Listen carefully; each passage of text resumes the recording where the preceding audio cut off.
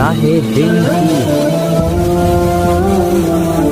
بسم اللہ الرحمن الرحیم۔ السلام علیکم ناظرین، تمام ناظرین کو راہ دین چینل میں دل کی گہرائی سے خوش آمدید۔ آج کا جو واقعہ ہے وہ بیگم حضرت محل کا ہے۔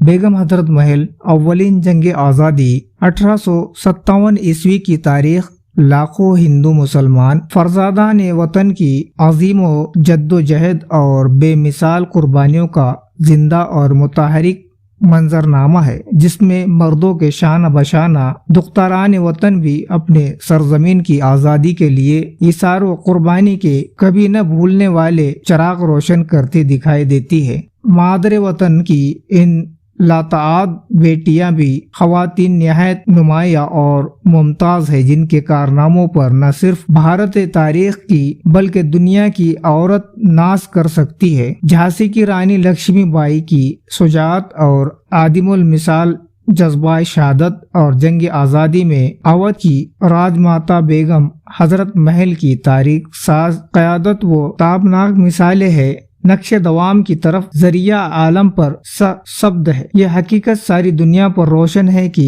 بھارت پر برطانوی اقتدار قائم کرنے والی رسوائی زمانہ ایسٹ انڈیا کمپنی کی تاریخ اجول و آخر انگریز قوم کی اجلی خباثت، غیر انسانی فطرت، بے ایمانی، بد اخلاقی اور فریب کاری سے عبارت ہے۔ 19ویں صدی کے آغاز تک تاجروں کے بھیس میں یہ سفید فام لٹیرے اپنی چالوں اور سازشوں سے اس ملک کے راجاؤں اور نوابوں کو اس درجہ کمزور بنا چکے تھے کہ وہ آسانی سے ان کی ریاست برطانوی اقتدار میں شامل کرتے جا رہے تھے۔ 1803 عیسوی میں عظیم مغلیہ سلطنت عملاً ختم ہو چکی تھی اور دہلی کے بادشاہ کا صرف نام باقی رہ گیا تھا۔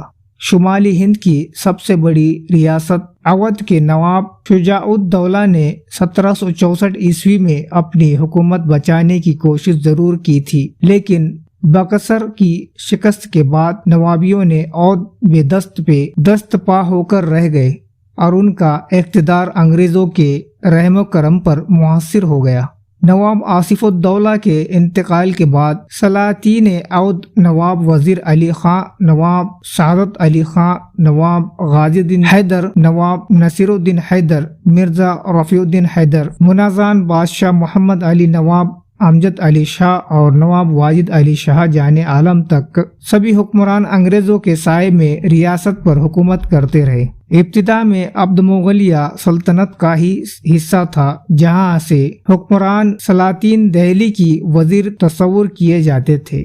مغلیہ حکومت کے زوال کے ساتھ ساتھ ریاست اودھ خود مختار ہوتی گئی۔ 1764 عیسوی میں ریاست پر انگریزی کی بالادستی قائم ہونے کے بعد تھوپے گئے معاہدوں کے تحت نواب کو لکھنؤ میں برطانوی فوج رکھنے پر مجبور کیا گیا، جس کا تمام خرچ صرف ریاست کو اٹھانا تھا۔ شروع میں یہ صرف 16 لاکھ روپے سالانہ تھا، پھر فوج کے اخراجات میں اضافہ ہوتا گیا، یہاں تک کہ اس مدد میں روہیل کھنڈ اور دوبا کے علاقے نواب سے لے لیے گئے، جن کی سالانہ آمدنی کروڑوں سے زائد کمپنی اور نواب کے مابین ہوئے 1801 عیسوی معاہدے کے تحت انگریزوں نے وعدہ کیا تھا کہ حکومت اودھن نسلاً بعد نسلاً نواب کے خاندان میں قائم رہیں گی اور انگریز اس میں کسی طرح کی مخالفت نہیں کریں گے۔ اس معاہدے کی ایک شق یہ بھی تھی کہ برطانوی حکومت سیاست اودھ کی داخلی بغاوتیں اور بیرونی حملوں سے حفاظت کریں گی، لیکن یہی شرط اودھ کی تباہی کا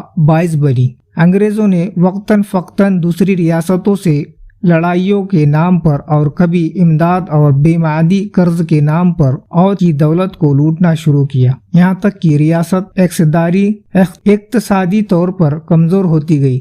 انگریز ریزیڈنٹ لکھنؤ دربار پر مسلط رہنے لگا۔ ریاست کے بہتر انتظامیہ دینے کے بہانے اعلیٰ عہدوں پر انگریز تعینات ہو گئے، جو ریاست پر اپنی مرضی کے قوانین نافذ کرنے لگے۔ ریاست عبد جو صنعت، حرفات، تجارت اور زیارت کی ترقی خوشحال تھی، انگریزوں کے لوٹ کھسوٹ سے اقتصادی تباہی و بربادی کی شکار ہوتی چلی گئی۔ تو ناظرین، مجھے دیجیے اجازت، ملتے ہیں دوسرے ویڈیو میں، اس کے دوسرے پارٹ میں۔ السلام علیکم، اللہ حافظ۔